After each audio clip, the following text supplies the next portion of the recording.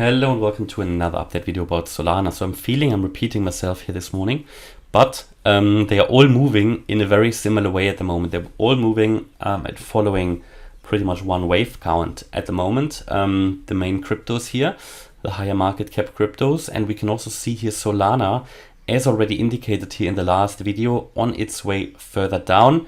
Bear in mind, nothing moves down in a straight line, so if I tell you this could be the wave 1 and the wave 2 to the upside, it doesn't mean we now go down in the direction of the arrow without any corrective moves to the upside. Any corrective move down or any impulsive move down will also have corrective waves to the upside. The same way, when we finally finish this overall correction, as indicated here in this green target area where we should finish it, when we then turn around and move to new all-time highs, also this is not going to happen in straight lines. You're going to see messiness. You're not going to see waves like this, 5 waves up, yeah, and there will be a lot of corrective waves in between. So nothing is moving down in a straight line. We need to have some patience here as well. Solana, as indicated in the last few videos, primary expectation will be another move down. If already this is that move down, remains to be seen. I think it could be. There's a good chance it is, but again, it will only be confirmed below $46. That is why we have here this support area. This will be the confirmation that this is already the last leg down, at least with a very high likelihood. There's never 100% certainty. Yeah, TA and the Elliott waves, they can only give us target areas, and we can make our assumptions based on that. But there is never 100% certainty. Anyway, there's never in life 100% certainty. So what is happening here? So we had this ascending wedge on the chart, or ascending channel, depending on how you draw it. I think we can draw it more like a wedge by using the wicks here. And yeah, it's a bit messy depending on how you draw it. For some cryptos it works better than for others, but it looks to me like for Solana that we already broke out of the wedge to the downside. In the end, it doesn't make a great difference. You can also draw it like that, yeah. In this scenario, we haven't broken out. Maybe that makes more sense given that we haven't seen increased selling volume, but it doesn't make a great difference. What is key is the Elliott waves here. Someone said yesterday that the waves don't work out because we are back above $55. Well, the waves always work out. It would just be a different wave count then. For now, I'm leaning towards this, that this could be the top of the wave 2, and then we are moving down from here. As I showed you yesterday, the target, let's say that this was already, let's say the wave 4 peaked here, and this is already the last move down in a wave 5. A wave 5 consists of 5 waves in itself, which explains why you always have corrective moves to the upside as well. So let's say this is the case. So what would be the target for that? Go back to the 1 hour chart. What would be the target actually for that third wave here that I have highlighted?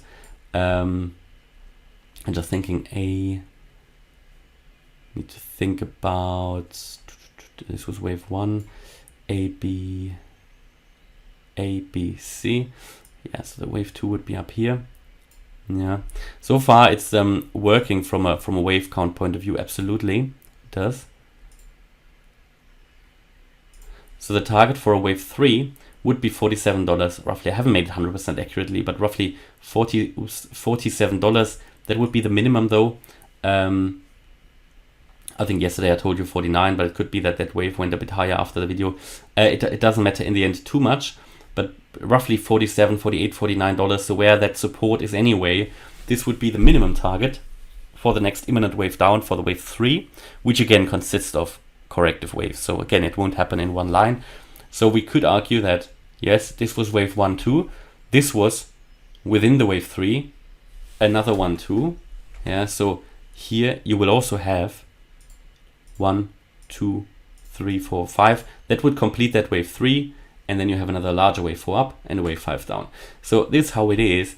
And the fact that we've made only a lower high here indicates to me that this has not been invalidated and we might actually be in that downtrend. Now, this would only be invalidated in the first instance above $58, and the main move down would be invalidated above $59. Yeah, in that case then we would have to move the wave 4 higher, and the wave 4 corrective wave hasn't been finished yet, and we're going to see a little bit higher levels.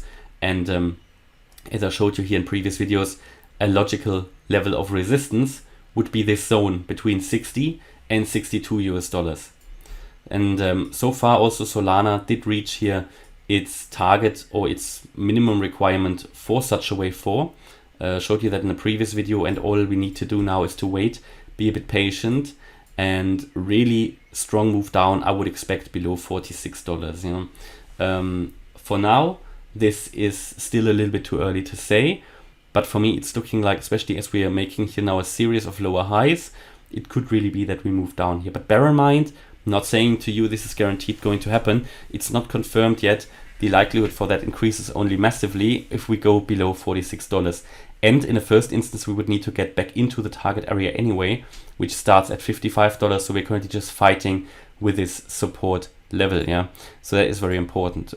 We can see across the crypto market currently on the indicator side that a lot of cryptos are currently trying to create a bullish crossover on the daily MACD. Now that would be fairly bullish, but it's only one indicator. On the ADX, for example, here we still see a very strong downtrend, which means the white line is going up, very strong trend, and the red line is above the green line, so very strong downtrend. We can also see here the RSI, there is no bullish divergence yet. On the RSI on the daily, we still see strong downward momentum. Here on the MACD though, that is probably going to turn around. We'll see how that plays out. If that is a bullish crossover, it could push the price a little bit higher. So we need to be aware of that. We need to observe how the price will be affected by that, and if it actually has a long-lasting impact. So it's too early to say that. 4-day chart though, still pushing down here on the MACD. So I said in previous videos for Bitcoin and Ethereum, as long as we don't see the 4-day MACD really turn around and maybe even creating a bullish crossover and maybe a bullish divergence, that would be what I'm looking for. I'm not going to be super positive here about sustainable price increases for Solana, even though we did reach the price target area, but the medium-term wave count would suggest that we do another leg down, and therefore that is also my primary expectation. In addition here to what the indicators tell me, that on the medium term we are still pushing down a lot here on the MACD, and it hasn't slowed down yet. Maybe it's slowing down a little bit, but we need to see, we are far away from any kind of a bullish crossover here. So as long as the medium term indicators do not turn around, where for example you make a lower low on the price and a higher low on the indicator, for example here on the MACD, I'm not going to be super bullish. What that would indicate is that the price is still making lower low, but actually the sentiment is, or the chart, the trend has already shifted. Yeah, this is what I'm looking for.